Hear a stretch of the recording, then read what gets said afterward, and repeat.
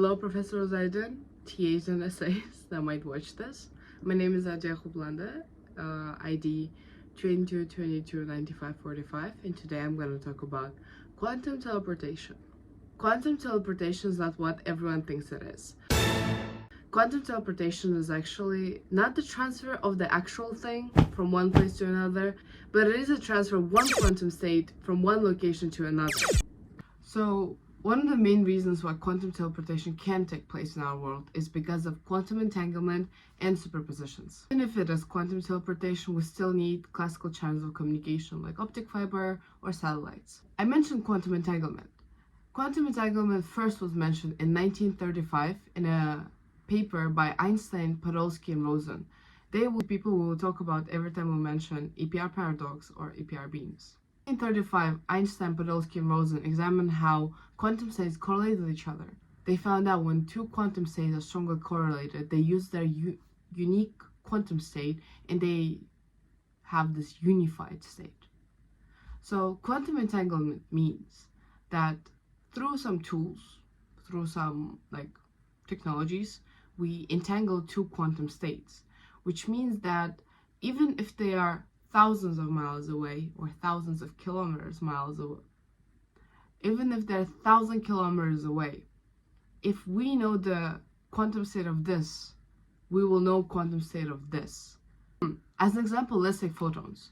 If they are quantum entangled, even if they are miles away, if we know quantum state of this photon, we will know the quantum state of this photon. But while they're entangled, we don't really know what state they are, because only when they're measured or observed, they will lock in. So it comes to this point where we can talk about Schrodinger's cat. So Schrodinger, who also dangled in quantum, he made this thought experiment of Schrodinger's cat. We're not observing a quantum particle. It's both 0 and 1. It's in superposition. And we won't know until we say, until we observe. Same thing with Schrodinger's cat. There's a cat in a box. We have no idea it's dead or alive. So while we didn't open the box, it's both dead and alive. That's superposition. In 1935 paper, they did talk about quantum correlation between two quantum particles, but they didn't really call it entanglement. Schrodinger was the first person who called entanglement because he described it as one of the most essential parts of quantum mechanics. By the way, here's a picture of actual quantum entanglement. Scientists at the University of Glasgow devised a system that fired a stream of entangled photons from a quantum source of light at non-conventional objects. So that's how this picture was taken. And actually, Albert Einstein, in a 1935 paper that we're talking about, called the entanglement itself a spooky action on distance. We can explain quantum teleportation process in 3 steps. Step 1. We entangle two particles and separate them spatially. Step 2. We bring a third particle C and give it contact with A. In step 3, we measure the quantum state of A and C, which destroys their original quantum state, and we project it onto B. That is very, very far away. So at the end of the quantum teleportation process, the quantum state of C will be projected on the quantum state of B. So when we measure the quantum state of A and C, by measuring it, we actually completely destroy that quantum state, like that exact unique quantum state, and we project it onto B. So because A and B particles are entangled, right, they communicate with each other instantaneously, but still this teleportation process is not instantaneous because we still have to communicate the measurements that we have done on particles A and C through a classical channel like optic fibers or satellites to the other people on the receiver's end. So when we measure A and C quantum state, we have to communicate it to the other station, right? But by measuring A and C, we are completely destroying the quantum state, and we send the measurements to the receiver's end, so there could be some corrections done on quantum state of B. And by doing that, ultimately we're teleporting the first quantum state to the B, doing the quantum teleportation. So the first experiment proving that quantum teleportation is possible was done by Anton Zeilinger in Austria. They used optical fibers and they teleported the quantum state of a particle over 10 kilometers.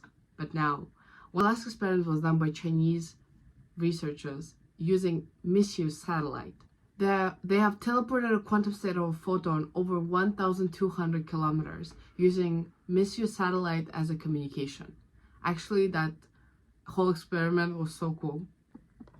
So why this experiment is so cool? Misuse satellite had a machine on board that used crystallization to entangle two photons, and then through just free space, they have sent those photons to different stations so they stayed entangled while traveling from a satellite to Earth, like station on Earth. But of course, during the Missia satellite whole process, like they had to synchronize. There was a lot of challenges as photon loss. So they have used very high quality and innovative technology to catch those photons mid-air. The actual application of quantum teleportation is crazy. It will allow us to communicate with each other very, very securely and more efficiently. So for example, right now, IBM and Google are researching quantum teleportation more to make more quantum circuits. They create highly secure networks between Europe, China, and US because that entanglement, as we talked about, right? If it is disrupted in the middle, we will never know that it was communicated, because the moment the entanglement disappears, we can't communicate, we can't teleport. In quantum teleportation, one of the main challenges is scalability to larger systems, and also ability to transport photons without disrupting the entanglement. So other issues is like noise and decoherence that happens in a real world environment, because in perfect world, quantum teleportation would work all the time. But in experiments, even sometimes they lose the entanglement, which is, of course, I'm sure pricey. Through quantum teleportation, also just quantum physics, develop a global quantum internet using satellite-based systems as China. Here, I'd like to show you how quantum computer looks. It actually looks somewhat like a chandelier. It has to be kept in a really cold space with like nitrogen. And this is a picture of a quantum computer at IBM. It actually looks a lot like circuits, and it mostly is, which is fascinating.